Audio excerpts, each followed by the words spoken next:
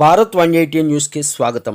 ఏలూరు జిల్లా కామవరపుకోట గ్రామంలో జరుగుతున్న శ్రీ భద్రకాళి సహిత వీరభద్రస్వామి కళ్యాణ మహోత్సవ వేడుకలు ఘనంగా జరిగాయి.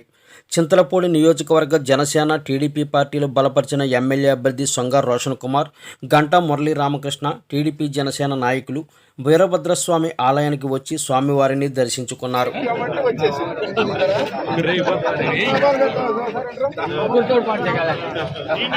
మాజీ శాసనసభ్యులు గంటా మురళీ రామకృష్ణ గారి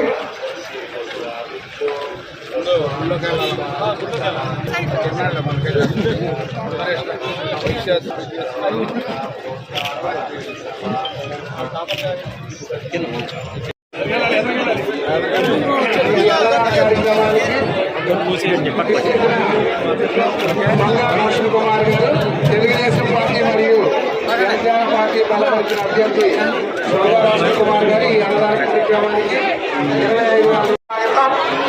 25,000 ఆయన ఇళ్ల ప్రసాదాన్ని అందజేసే కార్యక్రమంలో నన్ను కూడా భాగస్వామిని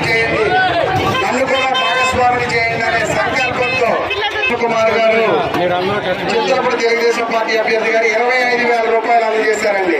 25,000 ప్రసాదాన్ని అందించే అలాగే గంటా మురళీ రామకృష్ణ గారికి, అలాగే గంటా సుధీర్ బాబు గారికి అందరికీ కూడా